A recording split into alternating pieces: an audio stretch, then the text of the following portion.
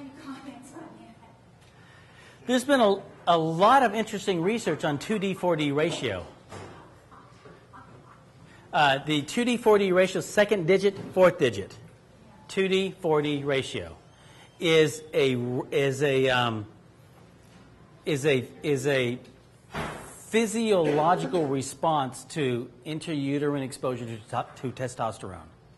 And you can see 2D/4D ratios even in developing fetus emerge early on, so it's not due to learning afterwards. So that made me math strong and all my tests. Well, you've got to be really careful with that. You know, in terms of 2D/4D, this is a typical male sex-linked trait where this finger is shorter than this one. Actually, you really need to measure it by the basal crease, that length. And so you've got to be careful about that. But this has been researched, for example, athletes and women athletes who have 2D/4D ratios like males tend to perform better than female athletes whose 2D/4D ratios are more female typical. There's been research on the difference between butch and femme lesbians. This is not my term. I'm just using the literature. Butch lesbians, as a matter of fact, I have some friends who are same-sex friends, and they say, oh, yeah, we talk about this in the bars all the time. Really? It's gotten to the bars. You know it's true. Well, then you know it's true. Just like the beer goggle thing, right? Actually, that's not true. What causes that androgen? I don't want to interrupt. No, that's okay. What caused all that androgen? What causes it? There's going to be genetic influences in the mother. There's going to be other kinds of things that the mother have ingested or exposure to environmental toxins or semi-toxins or other kinds of substances that change the fetal environment. And so the idea is that it's the fetal environment that's involved. That environment is either mediated by the mother's genetic structure that varies with respect to the amount of estrogen and testosterone, or other kinds of things that are going on that the mother may have ingested or been exposed to that vary testosterone levels. But butch lesbians tend to have 2D/4D ratios like heterosexual males, femme like heterosexual females. If you take a look at schizophrenics have 2D/4D ratios that are just the opposite of heterosexual males. They tend to be more feminine in their orientation. First chair musicians tend to have 2D/4D ratios that are much bigger difference than second chair male musicians. You take a look at, it's even been done with researchers. The lead male researcher and his graduate student assistant. High power male researchers, in the limited study that's been done, is shown to have very big 2D/4D ratios, very masculinized ratios. Yeah? It's important to point out that these are small effect sizes. These are very small effect sizes. There's a lot of variation. So it only makes sense with large groups of people do you see these things. And remember, statistical significance does not equate to clinical significance. Just because there's some statistically significant difference doesn't mean it's really going to... You see these patterns. But your actual behavior, it's like statistical main effects. Maybe there are main effects that are operating, but really what's operating are the interaction effects.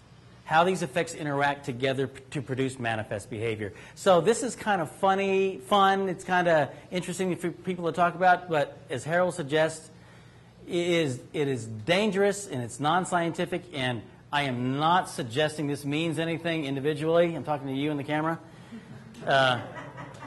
In terms of your 2D/4D ratio. But if you want to look it up, there's some pretty interesting things associated with that. So I'm not saying that you're lesbian or homosexual or any of that stuff. I don't care what you are, really. The 2D/4D ratio is just an interesting phenomenon. Yes, ma'am. There was something on the web just yesterday that Neanderthals, they looked at their finger bones and decided that they were more promiscuous than hominids. I did a study last year looking at 2D/4D ratio in men and women and related that to the degree of promiscuity. And because my hypothesis was that the bigger the difference, the greater the likelihood that people would prefer short-term mating strategies over long-term mating strategies. And it was about 150 people, and I took pictures of their hands, measured their fingers, and had them fill out a questionnaire about a variety of sexual preferences. And found some limited evidence in support of that, but very limited evidence that needs to be replicated.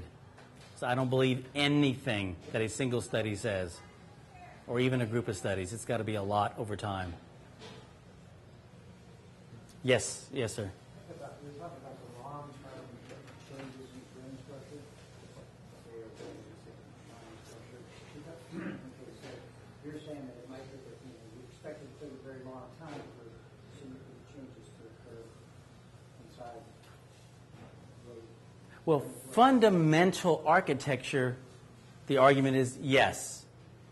But changes can happen pretty quickly also, depending on circumstances that happen in your life. Well, as I'm thinking in the genetics, it's not Yes. because the plasticity of the brain, like musicians in particular. Yes. That's something else. Okay. Think about, like, I saw the word punctuated equilibrium about 30 minutes ago. Oh, yeah. And, okay, so changes in our environment, like agriculture, Right, maybe, or urbanization, right. or maybe electronic age, could maybe induce changes or, favor changes in a short period of time? Yeah. Stay with a long period of time? Yeah. So does this seem possible? I mean, there's a great deal of plasticity to the brain, but it's not unlimited in its plasticity. The idea is that there are these predispositions, these circuits that are sensitive to variations in the environment, so you should see some plasticity in those things. But the idea is that long-term changes, as in terms of what defines us as a species, the idea is that it will take a long period of time, and it requires a stable environmental pressure. That the environmental pressures are stable for long periods of time. What's happening now in culture is that our culture changes so rapidly that the stability of any particular feature is not likely to be around long enough to produce long-term genetic changes. Yes, ma'am. I totally disagree, but I subscribe to a very unpopular and unrespectable theorist. His name is Dr. René Griffin, MD. And the reason I like it is because he produces behavior he bases on fear and hoarding, and he uses about 3 genes, and he analyzes populations based on examining royalty. But the way he has it broken out, you have very rapid shifts because there's so few genes at place. So your balance will shift rapidly among different populations as to what behavior would be expressed. I totally believe him, but he's extremely unaccepted. He got kicked out of the media and all that. But I am not a biologist and a geneticist, and so I'm not in a position to evaluate that. Evolutionary psychology pretty much goes along with mainstream genetics and evolutionary theory. The thing is, it's been so, because I started out as a psych major and I didn't like their thinking, so I dropped out. Because at the time I was there, they were saying things like the parents were a cause of autism, the parents were a cause of schizophrenia, and these people were Double bind theory of schizophrenia. loony bins. I didn't want to be there. But so I feel that it was so disrespectful to honor genetics, and I think we need to honor genetics more. And I think one of the reasons nobody reads about genetics and thinks it's nasty, but I think there will be more examination of this thing because it's not. I don't think it is negative at all. Well, however it works, in the end, it's going to be an empirical question. I mean, it's political. There's political issues. Yeah, I agree, but it's going to be an empirical question, and I don't really know what his arguments are, what his theory is, so I'm not in a position to evaluate. I don't know. What I find particularly interesting is the emergence of epigenetics now. And so there appears to be maybe another layer of genetic influences that are responsive to current environmental contingencies that manifest in your children and your children's children in a way somewhat reminiscent of Lamarckianism. I don't see that necessarily as a threat to standard Mendelian genetics, but I see that as a potential mechanisms to help explain evolutionary psychology's insistence that our genetic predispositions analogously have drop-down menus of choices. if then. If this happens, then. If this, then. If this, then. So it's not reflexive. There are potential choices. And it may be that the epigenome is the mechanism that allows for the variation and expression of the behaviors or modifications of the underlying Mendelian-based genetics. I don't know. I'm talking about this from somebody who's out of the field, and I'm just now starting to read about epigenetics, but it looks like it's very interesting. And I know people are very excited about it. So. Mm-hmm. Got a super quick question. I've heard the term ethology used for, is that a commonly accepted term, or is that kind of phased out? Well, the ethology movement was part of the evolutionizing of psychology. Conrad Lorenz, imprinting ducks, understanding species as having a particular nature and being able to understand that nature. So, I mean, this was part, the ethological movement was part of what brought down radical behaviorism. Said, nah, you got to take into account the underlying nature of the organism. So, you asking me, is ethology like a dead science? Well, I guess I haven't thought of it as distinct from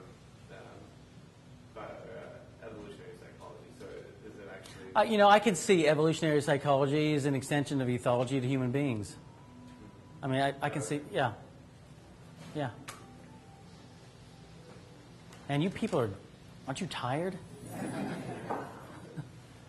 You've been so generous. Thank you very much.